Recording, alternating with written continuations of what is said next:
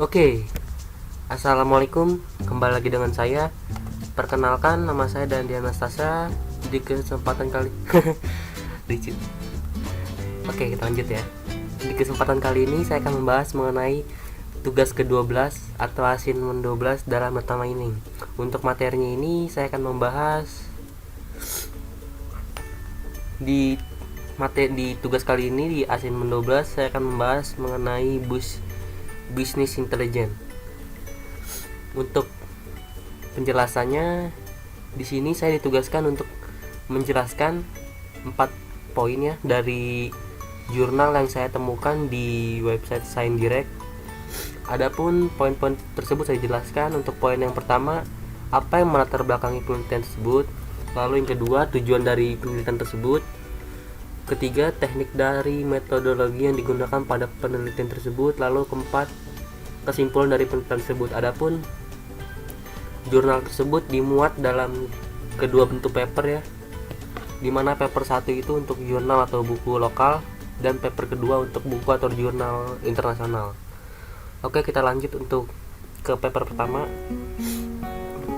Oke, untuk paper pertama ini di sini saya mendapatkan berjudul Business Intelligence Model to Analyze Social Media Information. Dia terdapat pada volume 135, diterbitkan pada tahun 2018.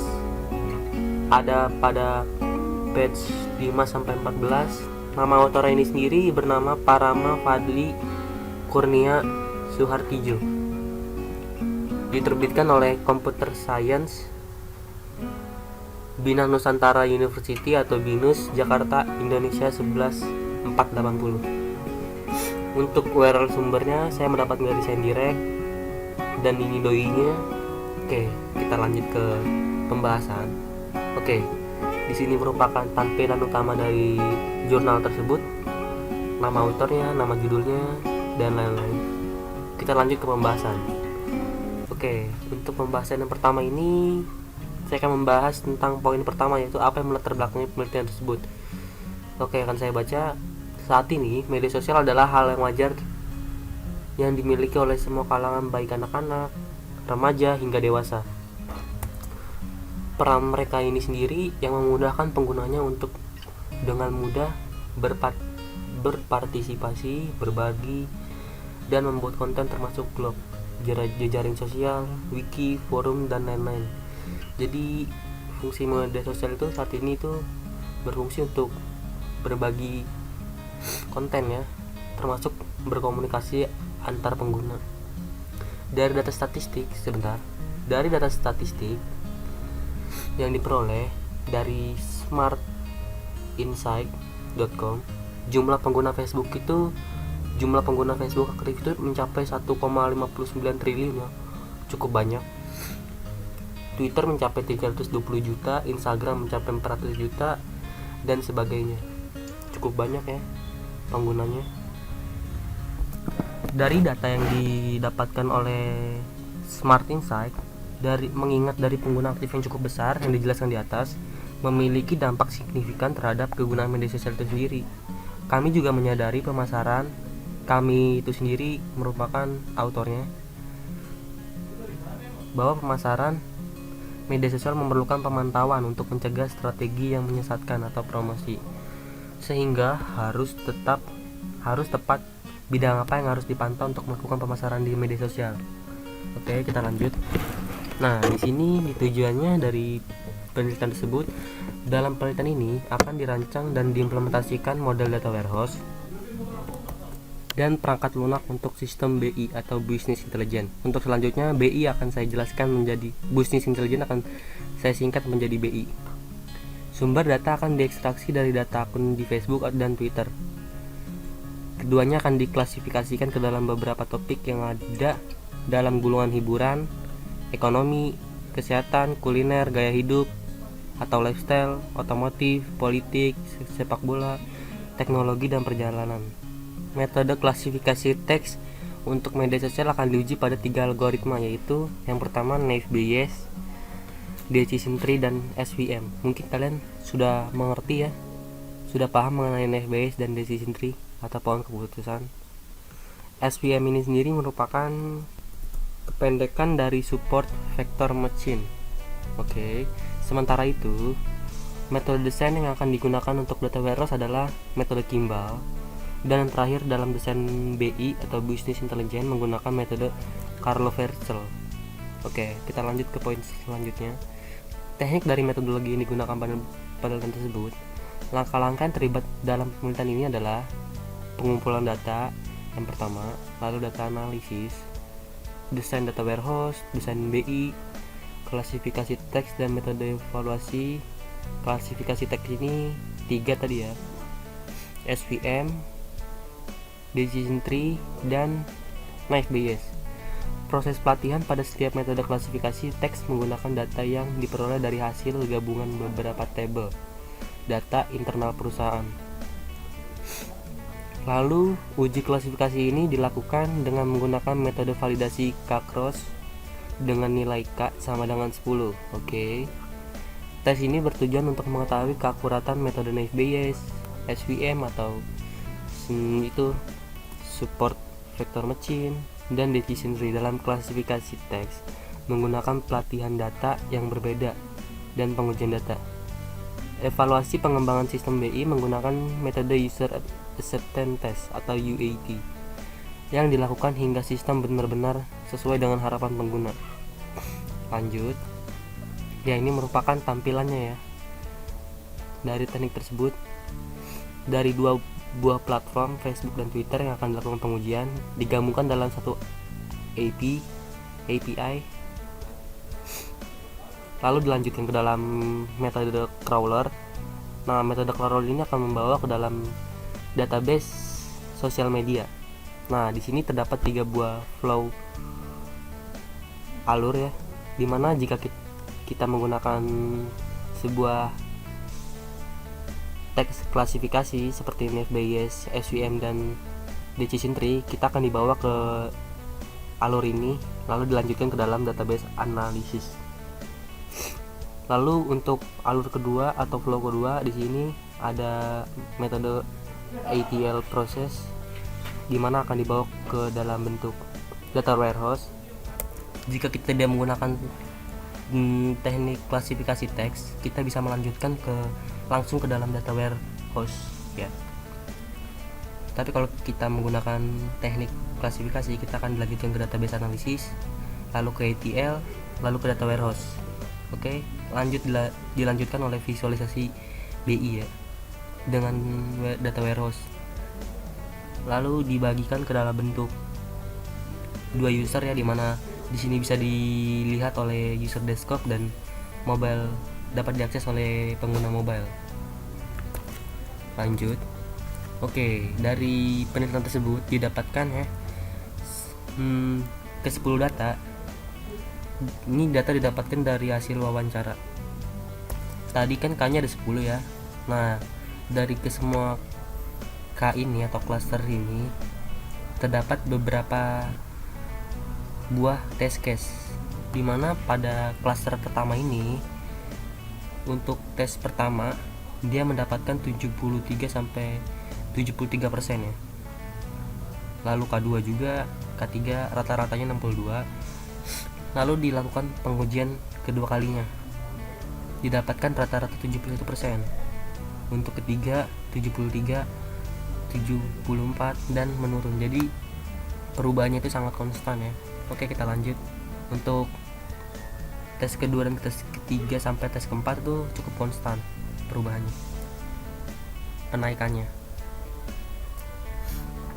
Oke, tadi kan kita menggunakan teknik Naive Bayes ya, menggunakan teknik Naive Bayes. Sekarang kita menggunakan teknik SVM algoritma, dimana pada algoritma SVM atau Support Virtual Machine didapatkan rata-rata yang sangat besar, yaitu 78%, 77%, 76% atau 76% juga, dan 75%. Lanjut. Nah, ini merupakan visualisasinya ya. Dari metode klasifikasi teks Naive Bayes, dia menempatkan pada posisi 70-an ya. Nah, untuk SVM dia hampir mencapai 80%. 80% apa? 80% jumlah banyaknya data yang dilakukan klasifikasi menggunakan metode SVM. Lalu dengan decision tree atau pohon keputusan ini tidak ditampilkan dalam bentuk tabel ya, karena bentuknya dalam bentuk pohon keputusan, jadi sangat sulit untuk dimasukkan ke dalam PowerPoint atau ke dalam penelitian. Jadi si author ini menampilkan datanya saja ke dalam penelitian tersebut. Dalam decision tree itu datanya itu hanya 50%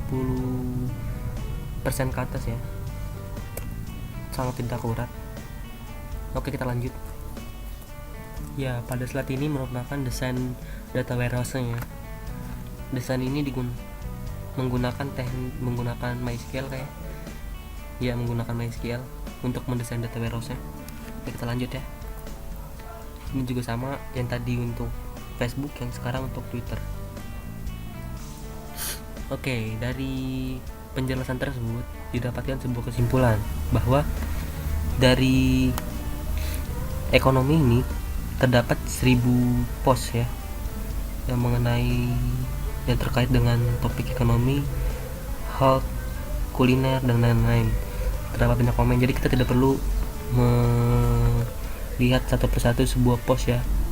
Kita bisa menggunakan sebuah teknik teks klasifikasi. Oke, lanjut. Dari penelitian dalam evaluasi tersebut, algoritma SVM berkinerja sangat baik jika dibandingkan dengan yang lain, di mana memiliki akurasi dalam menentukan data sebesar 78,99%.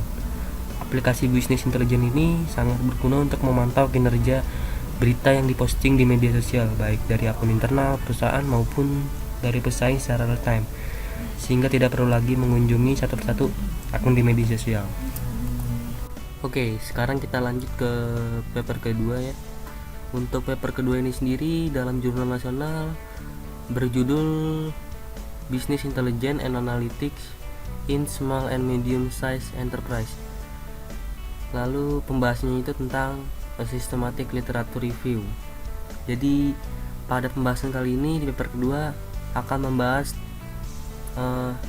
review dari beberapa jurnal. Oke, untuk volumenya ini terdapat pada volume 121, diterbitkan atau tersedia pada tahun 2017 Desember. Ada pada page 194 sampai 205. Nama autornya ini sendiri bernama Marilex Rea Lev, diterbitkan oleh Department of Information System, University of Edinburgh, 4604 Kristiansand, Norway. Ini untuk URL sumbernya dan doi-nya. Oke, kita lanjut ke pembahasan ya. Oh ya, sebelum itu ini merupakan tampilan utamanya dari jurnal tersebut, judulnya, nama autornya, dan sebagainya. Kita lanjut ke pembahasan. Untuk pembahasan pertama itu kita akan membahas pada poin pertama, latar belakang dalam penelitian tersebut. Oke, saya akan bahas dalam penelitian tersebut, usaha kecil dan menengah atau UKM mencakup sekitar 90% bisnis dan lebih dari 50% lapangan kerja di seluruh dunia menurut Korporasi Keuangan Internasional. Oke, jadi sekitar 90% bisnis itu adalah UKM di seluruh dunia. Mereka memainkan peran ekonomi dan sosial yang sangat besar, dan karenanya mereka telah menjadi sumber pembangunan ekonomi. Namun, UKM biasanya rentan dan tidak cukup kuat untuk menahan gempuran persaingan ekonomi dan global. Karena jika dia tidak memiliki visi dan misi atau kemauan untuk memajukan bisnisnya, itu sangat rentan dalam persaingan global atau tersaingi. Untuk bertahan, mereka harus dapat memantau bisnis mereka dan menggunakan semua sumber dayanya secara efisien, terutama sumber daya informasi. Maka dari itu, bisnis intelijen dan analitik yang selanjutnya akan saya jelaskan dalam BI dan A digunakan sebagai istilah terpadu untuk menggambarkan konsep dan metode yang intensif informasi untuk meningkatkan pengambilan keputusan bisnis. Oke, kita lanjut. Mungkin sebelumnya saya sudah membahas mengenai UKM ya pada video sebelumnya di assignment 11. Oke, kita lanjut aja dulu. Oke, untuk poin kedua, tujuan dan penelitian tersebut itu, oleh karena itu tujuan dari makalah ini adalah untuk memberikan tinjauan komprehensif literatur tentang BI dan A di UKM dengan mengumpulkan, menganalisis, dan mensintesis semua literatur yang masih ada dalam domain ini. Tinjauan ini menyajikan keadaan terkini topik-topik penelitian tentang BI dan analisis dan mengungkapkan celah-celah prospektif yang memerlukan penelitian yang lebih lanjut. Kita lanjut. Di sini dalam tekniknya ini, dalam studi eksplorasi ini menggunakan teknik Kinchenham's guidelines. Metode ini diterapkan untuk memungkinkan mendapatkan kelengkapan pencarian dinilai, mencapai hasil yang efektif, dan menjelaskan dengan cara yang lebih cerdas dan lebih terstruktur dalam menginformasikan status literatur, mengumpulkan, mengelompokkan, mensintesis, dan menganalisa 62 artikel yang berkaitan dengan BI dan A di UKM. Referensi ini sendiri dia didapatkan dari beberapa website ya, diantaranya dari Scopus, Web of Science, IEEE Explore, Science Direct, Tanfonline, ACM Digital Library, dan Emerald Insight digunakan sebagai bahan riset pencarian penelitian mengenai BI dan A di UKM. Didapatkan 306 buah artikel ditambah 17 artikel tambahan dari Google Scholar. Proses pengerjaan referensi tersebut menggunakan teknik snowballing atau bola salju. Data dikelola dengan EndNote dan Excel menggunakan konsep sentris Webster dan Watson dalam pengidentifikasian konteks penelitian. Dilakukan pengambilan inklusi dan eksklusi atau pernyataan dan pengeluaran dalam artikel tersebut untuk menghasilkan set prafinal studi primer ini. Oke, kita lanjut ke pembahasan. Oke, dari ke-8 buah website ini ya, ditambah Google Scholar, didapatkan 306 buah artikel ya, dengan 295 total dari ke-7 website ini, ditambah 17 artikel dari Google Scholar. Oke, sebelumnya kan terdapat 306 artikel ya. Nah, dilakukan sebuah pengelolaan ya menggunakan EndNote dan Excel. Lalu dari ke-306 jurnal tersebut dilakukan penghapusan jurnal-jurnal yang tidak sesuai dengan penelitian ini. Maksudnya itu lebih ke menyesuaikan jurnal-jurnal yang ia pilih dengan penelitian ini. Jadi dari jurnal-jurnal tersebut yang diambil dari ke-8 buah website ini, dari website Scopus dari 170 diambil 39 artikel saja atau jurnal saja yang sesuai dengan penelitian ini. Dari Web Science hanya diambil 1, IEEE hanya 6, dan seterusnya. Kita lanjut. Nah, dari 62 jurnal tersebut dilakukan visualisasi dengan diagram pie dan diagram batang, dimana pada diagram pie ini dia melakukan klasifikasi lagi, dimana untuk yang bagian warna abu-abu ini, dari ke-62 jurnal tersebut ada 2 jurnal yang bercerita tentang workshop atau sekitar 3%-nya. Untuk yang bagian kuning sekitar 5% ya, itu chapter bukunya ada 3. Lalu artikel konferensinya bagian dari 62 jurnal tersebut rata-rata menceritakan tentang artikel conference, berjenis conference artikel. Lalu 42% jurnal artikel. Oke, dalam diagram batang ini dari 62 jurnal tersebut terdapat beberapa citation atau kutipan ya, dimana dari 62 jurnal tersebut lebih dari 10 jurnal hanya memiliki kutipan atau referensi, dan lebih dari 40 jurnal itu memiliki 1-30 referensi. Lalu dari satu jurnal itu memiliki 31-50 referensi atau kutipan, cukup banyak.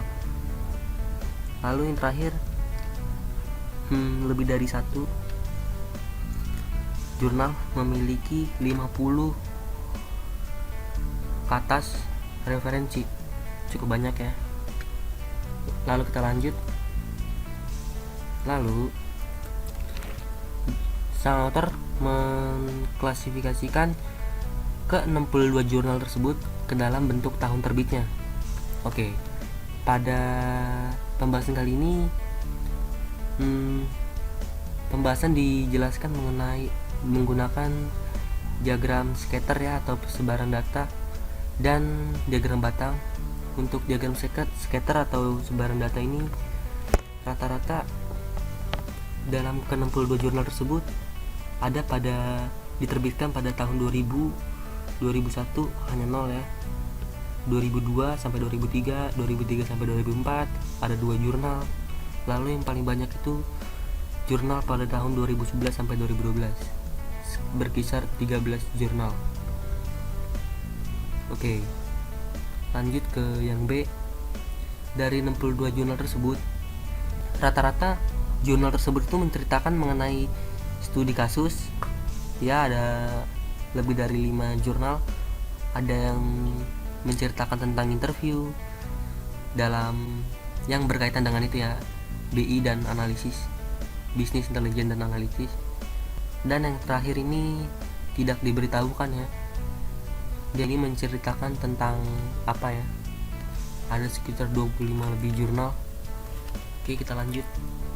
Oke, dari ke-62 jurnal tersebut terdapat beberapa jenis ya topiknya. Ada yang bercerita tentang bisnis analis dan intelijen, komponen, lalu bisnis intelijen dan analis solusi, mobile BI dan analisis, cloud BI dan analisis, dan lain-lain. Dimana pada topik ini dapat masalah atau isu mengenai KPI, OLAP, data mining, dashboard, SAS prototype, dan lain-lain. Referensi artikelnya juga ada. Dari ke-62 jurnal tersebut terdapat topik mengenai BI dan analisis komponen, terdapat 17 dan 24-28 referensi artikel atau citation. Oke, kita lanjut. Pada penelitian tersebut, studi ini memberikan tinjauan literatur yang komprehensif tentang BI dan analisis di UKM. Sebagian besar penelitian berfokus pada kerangka kerja, arsitektur, model, lalu faktor penentu keberhasilan, penentu, dan hambatan yang mempengaruhi implementasi dan adopsi BI dan A. Untuk vendor BI dan A, ini dapat membantu meningkatkan solusi BI dan A mereka. Misalnya menawarkan peningkatan kegunaan integrasi ke dalam sistem lain dan kemudahan penyebaran serta bimbingan mereka dalam proyek masa depan usaha atau bisnis mereka. Oke, mungkin sekian penjelasan dari saya mengenai 2 jurnal tersebut dalam bidang bisnis intelijen. Di sini saya mendapatkan referensi paper, di mana saya mendapatkan referensi dari modul Data Mining Season 12 paper 1. Ini URL-nya paper 2 juga. Oke, sebelum saya akhiri, saya akan memberikan sebuah kutipan ya, di mana sebaik-baiknya orang adalah dia yang terlambat tapi masih mau untuk tetap terus berjuang. Lalu, hidup bukan untuk menentukan seberapa benar dirimu, tapi seberapa bergunanya dirimu. Oke, mungkin cukup sekian ya penjelasan dari saya. Kurang lebihnya mohon dimaafkan. Jika ada kesalahan kata dan pengucapan, mohon dimaafkan. Saya tidak menggunakan skrip atau apapun. Saya hanya menjelaskan menurut sudut pandang saya saja. Mungkin sekian penjelasan dari saya, kurang lebihnya mohon dimaafkan. Terima kasih.